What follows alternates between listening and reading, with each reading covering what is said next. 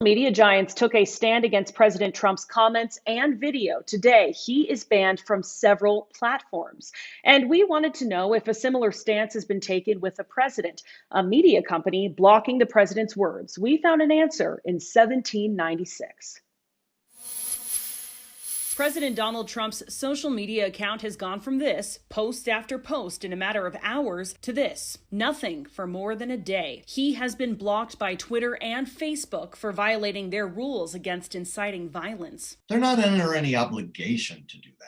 This is not censorship. What's happened to the president is not all that unheard of, according to historians and political experts. Go back to the election of 1800, which was the first this election of 1796 and the election of 1800, which were extremely bitter. It's certainly a time before social media, but we found some parallels. Republican papers printed good things about Thomas Jefferson and awful things about John Adams. That race has been called by scholars the Revolution of 1800. Jefferson and Adams ran against each other 4 years earlier. Adams trying to win re-election when he was defeated by Jefferson, who was his vice president. But no one stormed the Capitol. This is really new ground that we're facing. KOAT political expert Brian Sanderoff said there are numerous examples throughout history where papers and television stations have not aired or printed political rhetoric from the president. However, nothing to this extreme. In this social media world that we live in today, we've never seen anything like this where Facebook or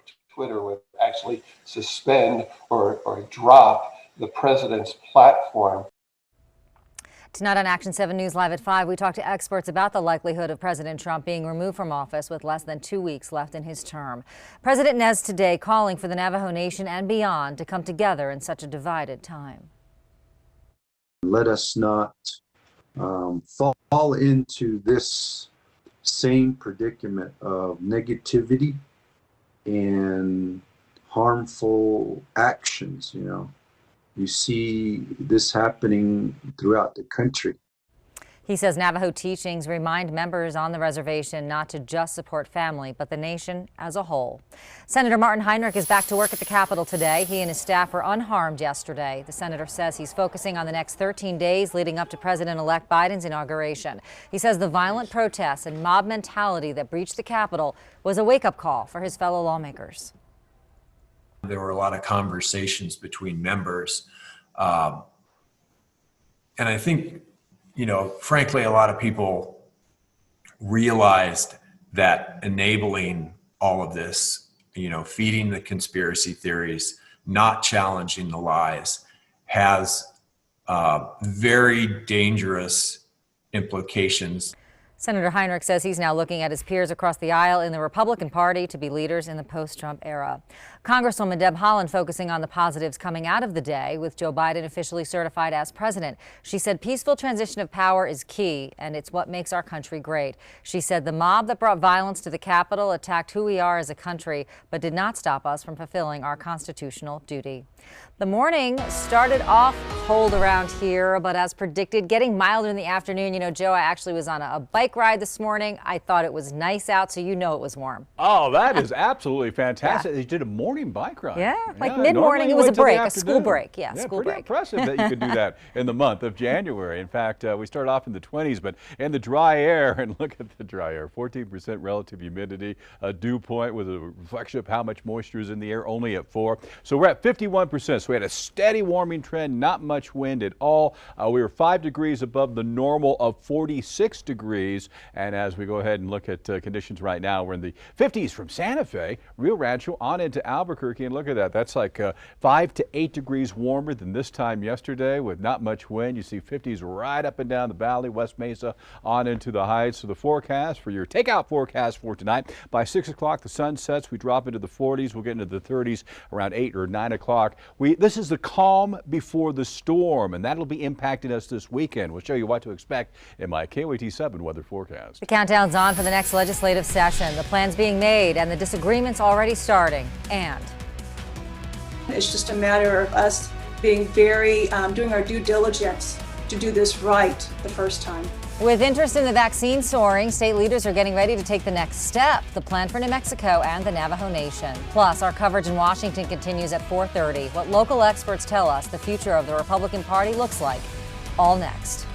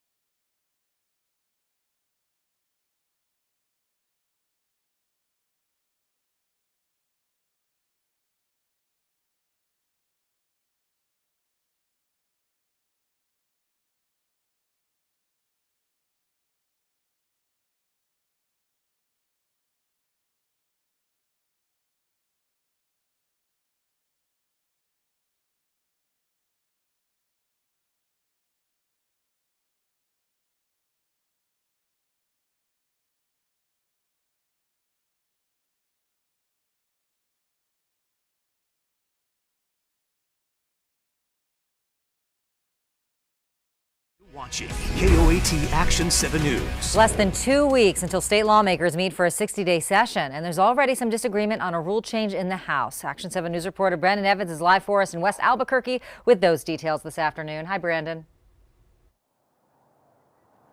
Hey, Shelley. Yeah, the House Speaker here, he plans to limit the number of bills that any one representative can introduce during this session to 5. Now, I spoke to Republican and Democratic leaders about this, and they have very different opinions on whether or not it's fair. The 60-day happens every other year, and it's when every bill should be heard, when all ideas should be heard. State House Rep and Republican Rebecca Dow says the 5-bill limit benefits the state's urban areas, not the rural ones. Do you think it's fair for rural representatives who have as many as 6 counties to be limited to 5 bills when representatives in Bernalillo there are dozens of them and they will each have 5 bills? House Minority Whip Rod Montoya says this not only ignores the Republican Party, but also the people they represent. It really, I believe, ends up being essentially taxation without representation. If you are somebody who cannot now get a legislator to carry a bill for you, now you just don't have representation. But Democrats disagree. In fact, newly elected State House Rep Linda Serrato says it's more important than ever to stay focused on the things that matter the most. Through having the 5-bill limit, we're able to really hone in on the needs of everyday New Mexicans and how we can do our part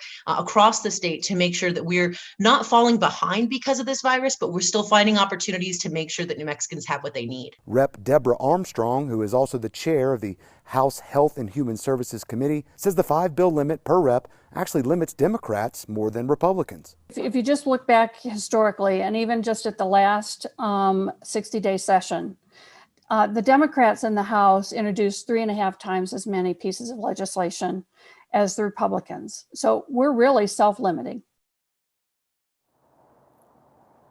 And the Democrats tell me that now is the time to keep their eye on the ball, not waste taxpayers' time with bills that can wait until next session. Instead, focus on what can do the most good for New Mexicans right now.